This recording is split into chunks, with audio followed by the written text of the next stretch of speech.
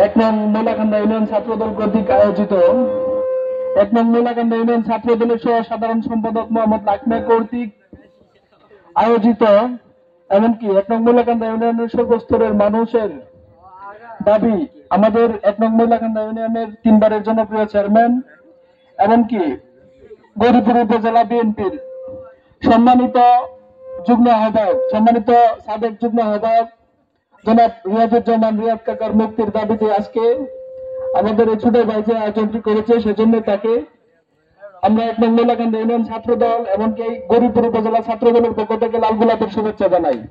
যে প্রোগ্রামটি আজকে আমাদের অনেক বড় ভাই, আমাদের উপজেলা ছাত্রদলের অনেক বড় ভাই, এমনকি আমাদের ময়লাকান্দা ইউনিয়নের অনেক সিনিয়র নেতৃবৃন্দ আছে যাদের এই প্রোগ্রামটি যাদের অনেক আগেই করার কথা ছিল, কিন্তু দুর্ভাগ্যবশত আমাদের কামকেয়ালির কারণে যে প্রোগ্রামটি আমরা করতে পারিনি। আমাদের ছোট ভাই যে আমাদেরকে আজকে যে সুন্দর প্রোগ্রামটি উপহার দিয়েছেন সেজন্য আমি আমার বাংলাদেশ জাতীয়তাবাদী ছাত্রদল এক নং ময়লাকান্দা ইউনিয়ন শাখার পক্ষ থেকে আবারও অভিনন্দন জানাই। আজকে আসলে বক্তব্য দেওয়ার মতো কিছু নাই, আমার নিজ গ্রাম, এখানে আসলে আমার সিনিয়র অনেক ভাই আছে, তাদের সামনে আসলে আমার বক্তব্য দেওয়ার মতো কিছু নাই। তবে আমি একটা কথা বলতে চাই, আজকে মহান বিজয় দিবস 16 ডিসেম্বর। আপনারা জানেন বিগত সময়ে আমরা বাংলাদেশ জাতীয়তাবাদী দল বিএনপি এমনকি সকল অঙ্গ সহযোগী সংগঠনের কোন নেতৃবৃন্দ আজকে যেভাবে আমরা বাক স্বাধীনতা পেয়েছি, যেভাবে আজকে আমরা বিজয়ের মাসকে উদযাপন করতে পারতেছি, বিগত সময়ে আমরা পারি নাই স্বৈরাচার হাসিনার কারণে। আজকে আমরা সেই বাক স্বাধীনতা পেয়েছি, তার যে কুকর্ম, তার যে স্বৈরাচারী কর্মকাণ্ড, তার স্বৈরাচারী কর্মকাণ্ডের জন্য বাংলাদেশের জনগণ তাকে পালিয়ে যেতে বাধ্য করেছে। আপনারা দেখেছেন, আপনারা দেখেছেন সে তার কর্মকাণ্ডের কারণে সাধারণ ছাত্রদের গণ আন্দোলনে সে বাংলাদেশ থেকে পালিয়ে যেতে বাধ্য হয়েছে। এটাই প্রমাণ হয় বাংলাদেশে সে কি কুকর্ম করেছে এই বিগত 16 বছর। আপনারা সেটা নিজ চোখে দেখেছেন।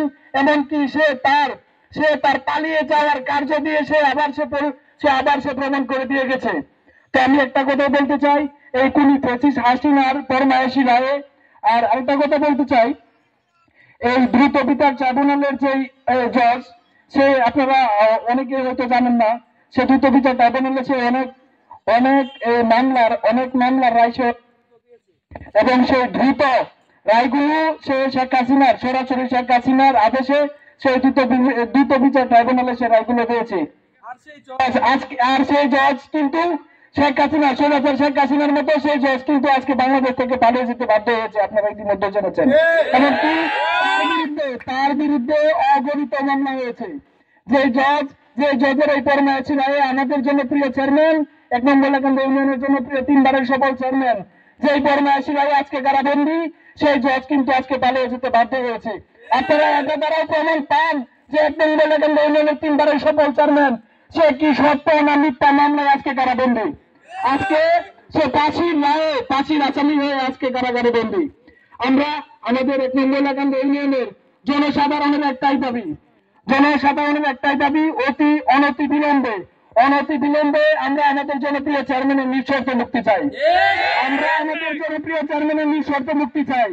আমরা আমাদের আকুল আবেদন থাকবে প্রধান উপদেষ্টা ডক্টর ইউনূস সাহেবের কাছে, উনি যেন মামলাটি পুনরায় তদন্ত করে পুনরায় বিবেচনা করে উনি সুষ্ঠু একটা বিচার দেন।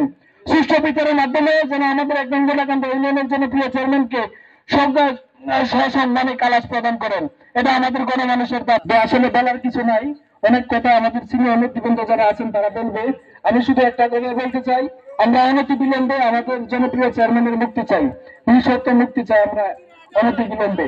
বাংলাদেশ জিন্দাবাদ, বাংলাদেশ জাতীয়তাবাদী ছাত্রদল জিন্দাবাদ, শহীদ প্রেসিডেন্ট জিয়াউর রহমান জিন্দাবাদ, আগামী স্বর্ণপরাশনার জনাব তারেক রহমান জিন্দাবাদ। ধন্যবাদ সকলকে। আসসালামু আলাইকুম।